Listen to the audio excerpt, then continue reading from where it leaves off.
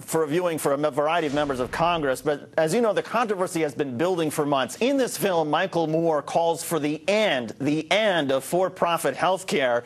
And he filmed part of this movie in Cuba, where he brought some people who volunteered on 9/11 at Ground Zero who are suffering from health problems. He brought them to Cuba, to Guantanamo Bay, where they could do this little shtick where they walk up to the gates. And Michael Moore can make this point about the health care that's available for detainees that is not available for Americans. In any case, Michael Moore is being called everything from unpatriotic. Fred Thompson, who's mulling a run for president, has also produced a YouTube video in which he essentially declares that Michael Moore should be like a Cuban filmmaker who has been thrown in a mental institution by Fidel Castro. So in any case, with the groundswell of antagonism that is being launched at Michael Moore, as well as a lot of support, we cornered Michael Moore on Capitol Hill, and here's the interview.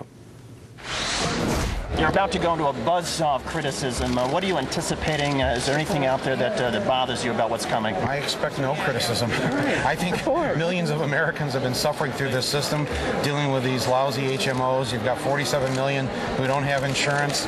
I think that there will be a groundswell of support to fix this very broken system. I'm not expecting anything but support for that. There's been some call for you to go to jail because of what you did in Cuba. How did you react to those claims?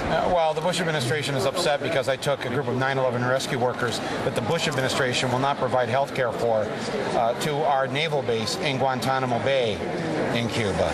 And I wanted them to receive the same free health care that we're giving the al-Qaeda detainees. The Bush administration provides free dental, free eye care, and free medical for all the people that are accused of plotting 9/11.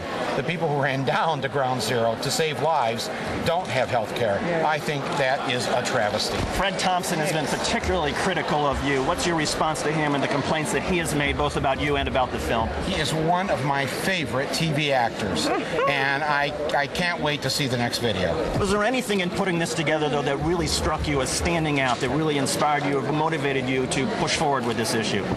The level of greed in our insurance companies, they actively set out to try and not cover people who are paying them a premium every month. This is amazing. I mean, people should read their policies. They'd be surprised how many ins and outs these insurance companies have where they can get away with not paying the doctor bill, not paying the hospital bill. And if you get a serious illness, watch them try to dump you from their rolls. This should be illegal. It's a crime. They're a racket, and I want the private insurance companies out of the equation. What do you say to those who say that you are unpatriotic? What's the response to those who question your patriotism?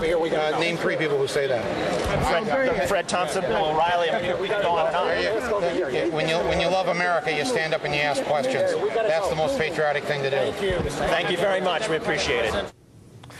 Michael Moore, there's really only one person, I suppose, like him. But in any case, Chris, a lot of controversy generated, but also a lot of Democrats today showed up at that hearing room and were happy to stand next to him and praise him and try to use this film as part of the debate that is coming in Congress over health care reform and some of the plans that Democrats are now floating.